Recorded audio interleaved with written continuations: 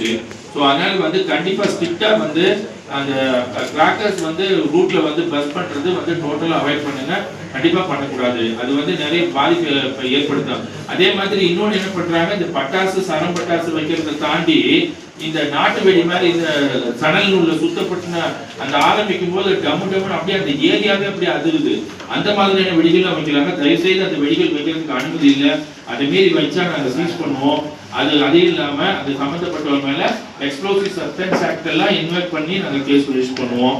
So அந்த மாதிரி ஒரு சூழ்நிலை வேண்டாம். ஒரு நிகழ்ச்சி நடத்துகிறோம், அரசினுடைய விதிமுறைகள் கட்டுப்பாடுகள் என்னங்கிறத பயன்படுத்தி நீங்களும் பண்ணுங்க, நாங்களும் எங்களால் என்ன கோஆபரேஷன் பண்ண முடியுமோ பண்றோம்.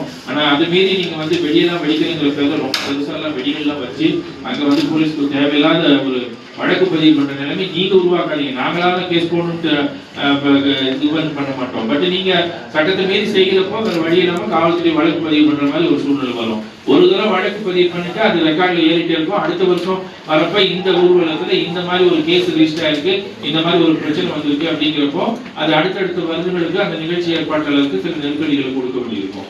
ஸோ அதனால அது வந்து முற்றிலும் அவாய்ட் பண்ணுங்க. எந்த இந்த கிராக்கர்ஸும் நீங்க அந்த பஸ் பண்ணக்கூடாது. ஊர்வலத்துக்கு அதே நம்ம ஐபஸ் தான் வைக்கணும். அதுக்கு மேலே எக்ஸஸாக பெர்மிஷன் கிடையாது.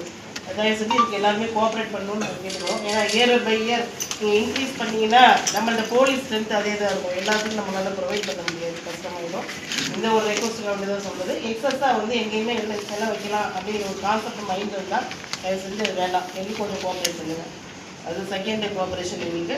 இவர் சொன்ன அப்படி நம்ம அந்த ஆர்கனைசர்ஸ் இருக்கிறவங்க கட்டாயம் தண்ணி அடிச்சு கொடுக்கூடாது. அதை கொஞ்சம் நீங்கள் இன்ஷூர் பண்ணிக்கிங்க. ஒரு சிலர் தண்ணி அடிக்கிற கேட்டுட்டு இருப்பாங்க, அவங்கள நீங்கள் விட்டிங்கன்னா அது மாதிரி படுத்துவான். அவனால் பப்ளிக் ஒரு நியூசன்ஸ் ஆகலாம். அது நம்ம செலவு வைக்கிறவங்களுக்கு ஒரு கஷ்டமாயிடும். ஸோ அதனால் நீங்கள் இப்போ செலக்ட் பண்ணி கொடுக்குற ஆர்கனைசர்ஸ் கொஞ்சம் க்ளீனாக இருக்கிற ஆட்கள், நல்லா இருக்கிற ஆட்கள், அது மாதிரி ஆட்கள் நீங்கள் போஸ்ட் பண்ணுறதுக்கு கொஞ்சம் நீங்கள் கோஆப்ரேட் பண்ணணும். அண்ட் தென் நீங்கள் இங்கேருந்து ப்ரொசஸர் ஸ்டார்ட் பண்ணுறப்ப நம்ம எப்போவுமே நாங்கள் பார்க்குறது, நானே நிறைய இடத்துல நான் வேலை பார்த்துருக்கிறது, அந்த வெஹிக்கிளில் நிறைய சவுண்டை வச்சு ஆம்பிளிஃபையர் அது இதை கட்டிக்கிட்டு பாட்டு ரொம்ப சவுண்டு போட்டு அதெல்லாம் நீங்கள் பண்ணக்கூடாது. செகண்ட், இந்த வண்டியில் ஏற்றிட்டு போனவங்களும் நிறைய பேர் ஏற்றி அலோவ் பண்ணக்கூடாது.